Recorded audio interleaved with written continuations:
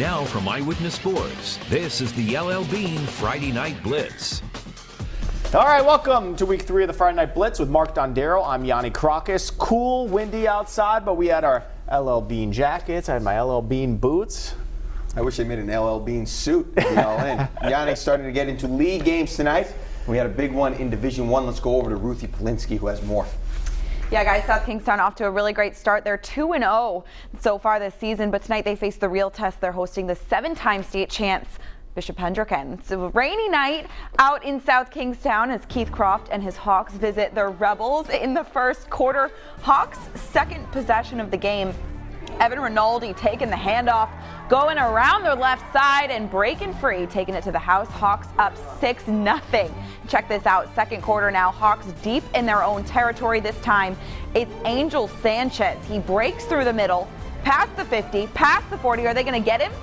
No, I'm guessing they're no. not. They're not. It's another HENDRICKEN TD. Okay. It's 12-0 Hawks. They go on to win 26-0. HENDRICKEN zone undefeated. You heard it here first. Over to LaSalle, Hawaiian theme.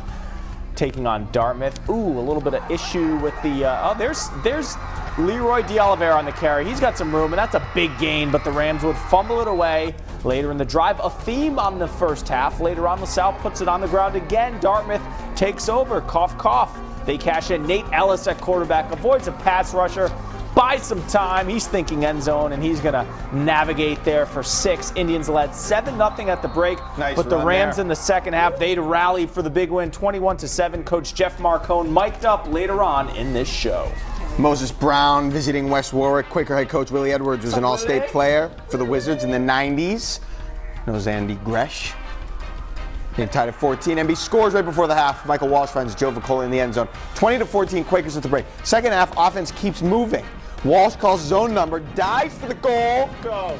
He actually loses the ball, pops free. It looks like a touchdown. Refs rule him down at the 1. No worries though. Next play, Walsh hands off to Vicola. Moses Brown gets the win, 36-22. Let's take it down the street to Pierce Field. East Providence hosting St. Ray's. Guys, my turn. Scoreless second quarter. Pride Clark on the carry for the Saints, and he's got some room, showing that St. Ray's pride. Extra point, no good. 6-0. Low scoring game. Townies would match that TD. They get the point after as EP beats St. Ray's 7-6. Down in North Kingstown, we like the Skippers fan base. They're always jacked up. Who are you kidding? Rebel. First quarter, MK taking on Classical. They put it in. That's Tyler Calfion plunging in for the score. Skippers up, and they're in control from start to finish in this one as they cruise to the 42-6 victory over the Purple. Cumberland hosting Tolman on a soggy night north of 295.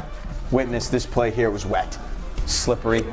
The Tolman quarterback cannot handle the snap. Lloyd Griffin takes advantage by making the sack. 6-zip Cumberland at the half. Opening kickoff second half. And Frank Farmer is so fast, he'll get blurry for a second. Woo! The blur. And then he reemerges and he gone. The touchdown put Cumberland up 2 scores as the Clippers will go on to win easily, 31-7.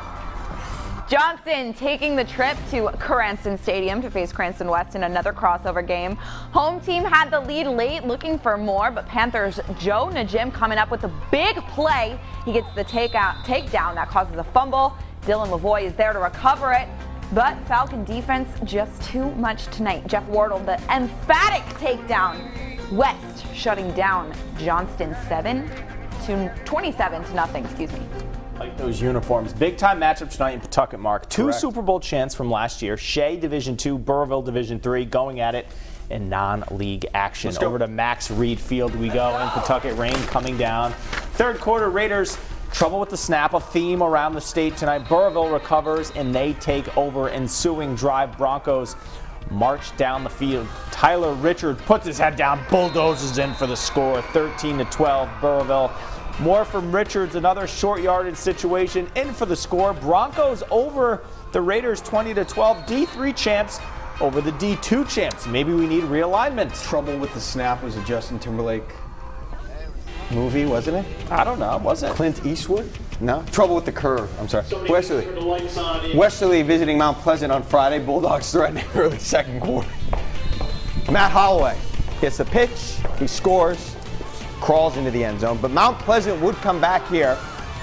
That was dismissed. The touchdown was good, however, the game did not go good for Mount Pleasant as they would eventually fall in a big way. Westerly ran away with this one, 27-7 was the final. Excuse me, 28-6 the final. Well, guys, we want to see what you're posting during our Friday Night Blitz crazy awesome Friday night. So we're going to take a look at some of our favorite social media posts from the night, and you also have to hashtag Blitz12 to get featured. All right, let's check out Ryan Hassel. Look at those beautiful footballs, you guys. They look so good. Friday Night Blitz, Ryan Hassel just showing it off. It looks beautiful. Miss Mansolilo, she is just killing it with the cheerleaders here. Check those girls out. I see you, Rebels. SK Rebels, Yanni. Those are your girls. All right, and Bobby Raposa checking out on the sideline at our game of the week, HENDRICKEN SK. Great one. Love it. Make sure you tag us by hashtagging Blitz12 in all of your social media posts on Friday night, and we can feature your posts. We love to see them. The LL Bean Friday Night Blitz continues. Welcome back to the show with Mark Dondarum, Yanni Caracas, hashtag Blitz12. That's right. Yanni, let's dive back into the action. East Greenwich with this week's hometown hero, Andrew Licciardi, hosting Pilgrim tonight. E.G. Pilgrim trying to provide some highlights for the show. Let's get some. Let's go. Bad snap, but Pilgrim able to corral it. However, the E.G. defenders meet at the quarterback and escort him out of bounds later. E.G. would do some running of their own. This one, Kevin Licciardi weaving through the defense for chunk yards. That would set up a field goal, helping E.G. to the 45-14 win over Pilgrim. Well, guys, rough start for Narragansett tonight, down 56-0 at the half. But the Mariners, they weren't about to let this one be a shutout. Check out this run to start the second half. Jordan Monroe just beating them all. Watch this. Across the field, zigzagging his way to the house. I appreciate that. Making it 56-7, you guys, not long after. Narragansett threatening again, 4th and goal, but they're stopped by PCD. Just a little display of the defensive effort put on by those guys. They topped Narragansett, but guys, Narragansett putting up 22 points in that second half. That's what I like to see. 56-22, the final. They played 4 quarters. JUANITA won big, though. Coventry hosting homecoming tonight. Oakers hosting Mount Hope. Huskies looking to keep their perfect season going, and they start fast. Opening kickoff, Max Moscala grabs the bouncing ball, bounces off a couple of guys, and he is going, finally dragged down inside the 20. That would set up a Dylan Martin's touchdown run. Next Husky possession, they strike again. Anthony Bernardo hands off to Martins. He breaks through the line and is untouched into the end zone. Big night for Dylan. Mount Hope improves to 3-0, 27-0 over Coventry. All right, we got video here from North Smithfield and Pontigansett. Turf field. North Smithfield up 6-0, second quarter, receiving the punt, but, you know, this just couldn't quite try to get the play. Didn't happen. Pontigansett recovers, so they get the ball back, but they can't do anything with it again, so they punt again, and then North Smithfield, careful. But he would recover. They would get the ball back there, and eventually in the second half they go on to score some points. 27-7, North Smithfield winners. Tollgate hosting Scituate in another Division III battle. Titans coming off a big win last weekend against Smithfield. They had an 8-0 lead, looking to score more, but Spartans D, Alexander Yu coming up with the big play. Strip sack. That's him at the bottom of the pile. Watch this, showing off the football to the ref. Scituate offense getting inside the red zone, but Titans defense would come up with a big play on their own. Matthew Martinez with the interception in the end zone. Titans get the shutout, 8-0 over Scituate. I don't see a whole lot of 8-0 scores, Mark. No, you don't, Yanni. Every week we take you inside the huddle with our Coach Mic'd Up segment. This week we feature LaSalle's Geoff Marcone as the Rams hosted Dartmouth. Shots gotta be tucked in. Let's go. I love you, buddy.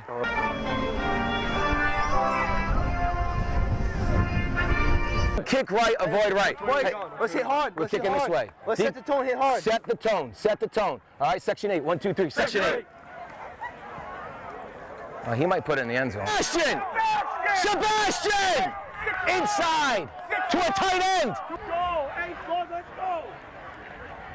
Yeah, I know. I saw it. We covered it pretty well, though. We're going to go Rhodey trips right. Rhodey trips right. Lucy, Lou Miami. Let's go. Go Navy, or you want to go Waggle? Rhodey! Rhodey! Trips right! Rhodey trips right! Hey! Come on, man. He fumbled it. Hey, Ram! Lou Viper. They both moved. The slot moved. Oh my God. What's the yardage on that? Is it 10? 10 from the spot or 10 from the line?